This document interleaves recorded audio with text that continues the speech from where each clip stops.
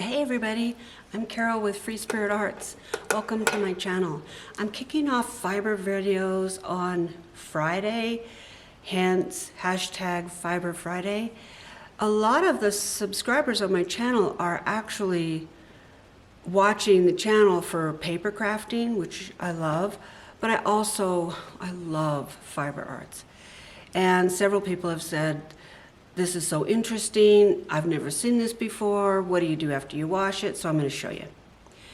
I've washed a fleece. I videoed the process. I videoed the dirty fleece, part of skirting, and washing it. Now the fiber is clean, meaning whatever vegetable matter is in there is clean now. And I'm not messing with animal stuff as much. So now what? So I have here in my awesome basket that I love, I pulled a few clumps out of the fleece that I wanted to show you. So this is fiber that's clean. It doesn't have gorgeous locks that are still intact, but it's gorgeous fiber. There's not a thing wrong with it. This is what I'm messing with right now, is the actual end of the fleece. It's actually the rump. It's not the best part of the fleece. This I brought because I'm not gonna be able to hold all this.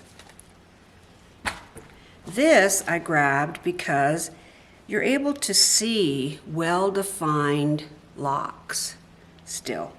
So I'm going to show you at this stage when the fleece is washed, really even before the fleece is washed, you kind of want to maybe decide how you're going to prepare it. There's two choices among many, but the ones I'm going to focus on today are you going to want to spin this fiber worsted or woolen? I'm basically a woolen spinner. I like light, fluffy yarn. I like different techniques that lend itself more towards spinning a woolen yarn. But I'm going to show you both techniques. So I'm going to pull some locks off of this clump of fiber. There's a beautiful one right there. You can see how it's intact, right? Okay, and I'm going to show you, if I were wanting to spin, where am I going to put all this? If I were wanting to spin worsted yarn, then I would use combs to get the rest of the crumbs out and to align the fibers. These combs are made by Valkyrie, and these are tines, and these are double rowed for very fine fiber. And I think it said, yeah, it says on here, extra fine. So rabbit, let's see if I can grab this, mohair, fine merino, you'd want to use something like that. They are extremely sharp. While getting ready for the video, I bumped into one and I actually bled all over and had to hold pressure. Yeah, you don't want to mess with combs. Never let kids around combs. There's a lot of fiber equipment that's actually pretty dangerous. These combs I bought when we had the farm. They were my first combs I ever bought. They're more for a coarser fiber. They have one row and they're further apart. They let more go through, okay? So I'm going to show you, if I were going to wanting to spin a worsted fiber, I'm going to show you what we would do. So you would take your fiber, this end here is the sun-tipped ends. This is what you would see when you're looking at the animal. This is where it was cut from the animal. So this was next to the skin. I think these sun tips, I don't want it quite that far, are going to break off, but we'll see. What I'm doing now is called lashing on. So I'm loading this comb. Okay, there's all kinds of suggestions slash instructions slash rules about how to hold your combs and all of that. I say just do what's comfortable. As long as you accomplish what you wanted to accomplish, you're not going to ruin the wool by holding your combs a different direction. Okay, I think that's enough. I can still see, can you see? I put this old sheet on my lap so maybe you could see what's falling off. Okay, now I was taught that you hold the combs perpendicular to one another, so that's what I'm comfortable with. If you learned a different way, you might be comfortable doing it this way, this way. Like I said, there's lots of people that will give you lots of rules. This is how I was taught, so this just comes natural to me. You're not going to ruin the wool if you do it the other way. So what's happening is the lock is basically staying the same direction. All I'm doing is opening the fiber. I'm also aligning each individual strand of fiber with the fiber around it.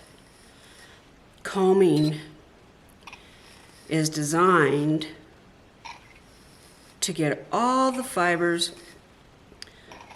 going on top of each other and getting rid of any of the little bumps, what we call second cuts, and things like that. This is trash.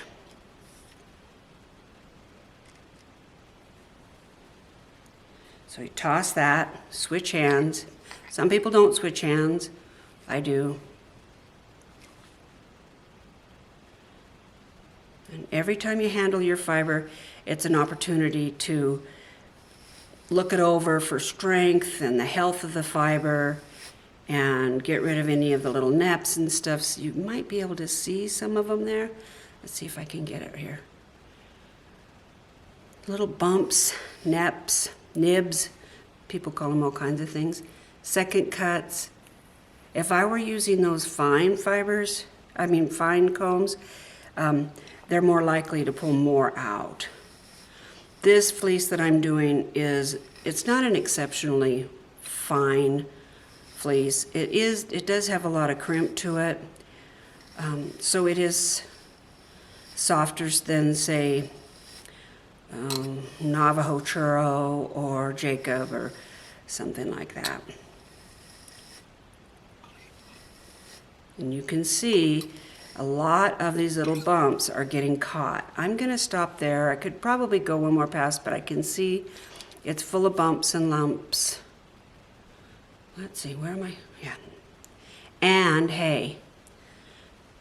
And I'm throwing that on my white carpet, which I'm going to regret later. Let's do one more.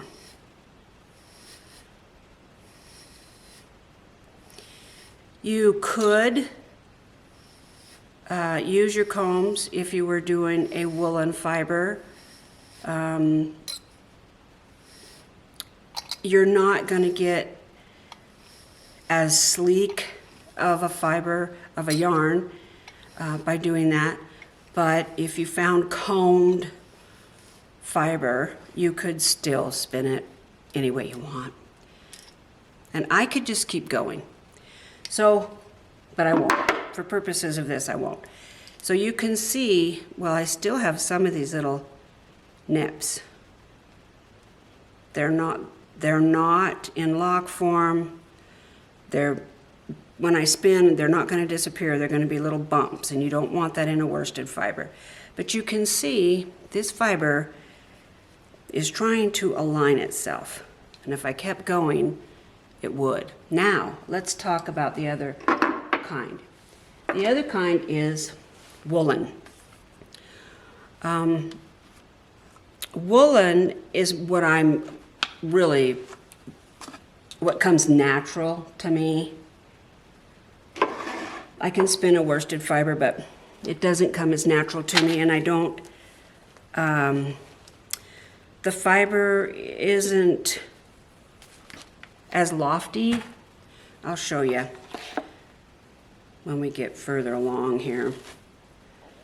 So it doesn't matter whether I've got a lock or what. Let me show you what these are. These are hand combs, okay? You can see they have a little bit of a curve. I'm not holding that very straight. There you go. And the tines are very close together, okay? These are for combing. I'm sorry, that's wrong. They're for carding. There's all kinds of ways to card, and these are called hand cards. These are the locks. I didn't want to do that. I wanted to grab the fiber that isn't quite so neat. So I'm going to hold it like this. You can hold it however you want to. And I'm going to load my hand carder. I'm just going to let the tines grab it wherever it grabs it. Don't really care if I have locks. I could, you know, I could care if I want to.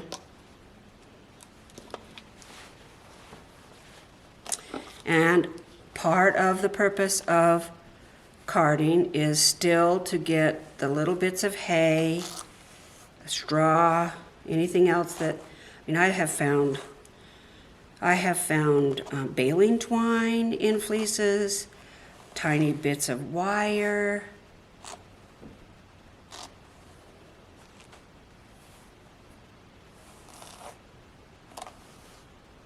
I just want everything kind of stuck. Now I'm going to take this card and I'm just going to glide it and rock it and grab whatever comes. What's happening now is it looks like I'm combing it, but I'm really not. I'm opening up the fiber. I am going to, just like combing your dog's flea, your dog's fur, I'm getting rid of the great big knots and loading it onto this comb, or I'm sorry, card.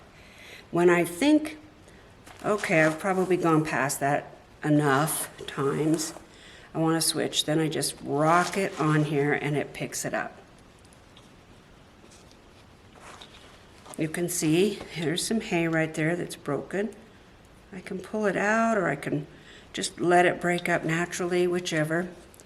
Same process.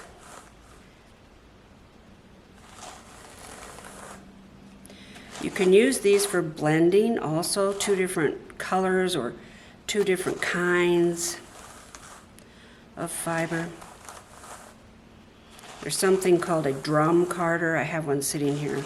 I don't know if I can turn the camera to show you.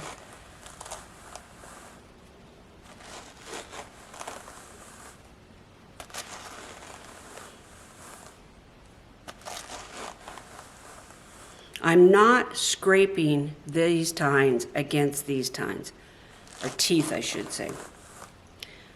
It might sound like it, and it might sound like it's ripping the fiber, but it's really not. I probably would not stop here. I would keep going because there's quite a lot of hay in here. But for the purposes of what I'm doing today, I'm going to stop. So let me show you the difference.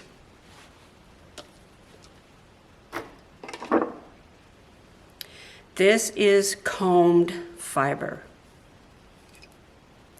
It's basically going the same direction. Once I spun it up, I would have a neat, tidy fiber. It's strong. There's not a lot of fuzz. It's more compact. This is worsted. It's combed. It's actually not worsted yet, but it's combed for worsted, okay? This is carded fiber. Now, I could have rolled it off of those combs and ended up with I don't have one sitting around here. What we call a poonie. It's just a roll of fiber. This is still a processed wool, but it's like in a cloud. It's not, if I pull it, it's not very strong, it's very lofty, and I would just spin it just like this. You could make rollags, you can make a bat, you can make a cloud. There's all kinds of ways that you could process in larger amounts. When you're doing combs, you're creating fiber that when you spin it, you're going to have a very compact, neat, sturdy yarn for outerwear, like a vest. You could do a sweater, but you're not going to be capturing the air. It's not going to hold body heat in like a woolen would. Worsted is a neater, tidier, stronger yarn, okay? If you do woolen, this is loftier. It's going to hold body heat. This is what you would want for a big fluffy sweater that you want to wear in, really inclement weather. If you took a pound or 6 ounces or something of woolen and the same amount combed for worsted, this would be bigger. It wouldn't weigh more, but it would be bigger because your yarn is lofty. They're not all going the same direction. Okay, here they lay flat on top of each other and they're going the same direction. Okay, and it'll say that on your yarn. I thought of a way to describe it. I don't know if this will make sense to anybody. It made sense to me. Let's pretend for a minute that these strips of paper are strips of fiber. This is a worsted preparation. It's really, really strong. The fibers are laying flat on top of each other. The strands all go the same direction with any luck at all. And this is a very strong yarn. And it doesn't have a lot of fluff. Okay? Now, let's look at woolen. If I were doing woolen yarn, it would look something like this. It's still going this way, but all the fibers are kind of willy-nilly. That's the official term, willy-nilly. But they go the same direction. But air, warmth, can move freely through there. Okay? I don't know why that made sense to me. I hope it makes sense to you. But I was trying to think of, because I don't have an example of woolen versus worsted yarn.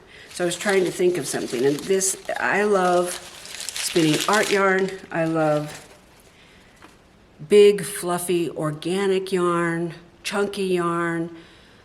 I like core spun yarn and that kind of thing. And that's woolen yarn. So that reminded me of just those crumpled up papers. So that is my quick, very quick, beginner style combing versus carding. I hope you've enjoyed the video.